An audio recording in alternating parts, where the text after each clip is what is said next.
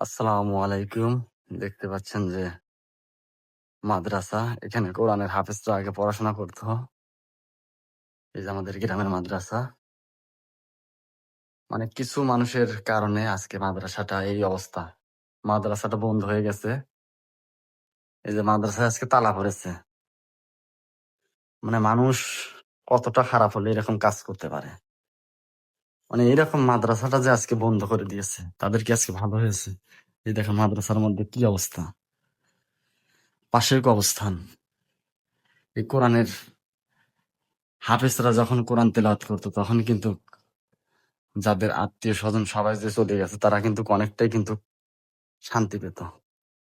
দেখেন এই যে এমুরের কি অবস্থা, এই যে দরজাগুলোর কি অবস্থা হয়ে আছে, হাল। এদিকেও কিন্তু এরকমই আজকে তালা পড়ে আছে।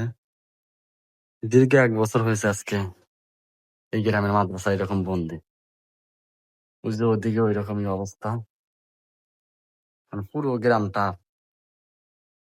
যে মানুষ পরিচালনা করতো আগে, তারা সরে যাওয়ার কারণে আজকে মাদ্রাসাটা এইরকম তালাই হয়েছে।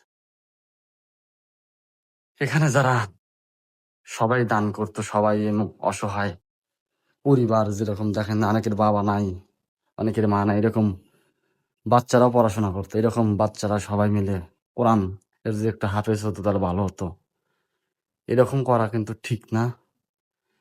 অনেক মানুষ এরকম কাজ করে যাচ্ছেন। মাদ্রাসাটা যে আজকে বন্ধ করেছেন তাহলে আপনাদের কি ভালো হয়েছে? এই মাদ্রাসাটা আজকে কিন্তু তারা কিন্তু বন্ধ করে দিয়েছে। এখানে কোরআনের হাফেজ তারা পড়াশোনা করবে, সেই পড়াশোনাটাও আজকে করতে পারছে না।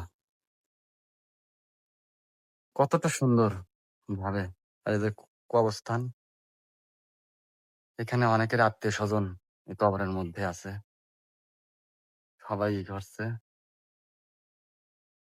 সবাই ভালো থাকবেন, সুস্থ থাকবেন। আল্লাহ হাফেজ। আর আপনারা এই ভিডিওটা একটু বেশি, বেশি করে শেয়ার করবেন। যেন এই মাদ্রাসাটা যেন চালু হয়।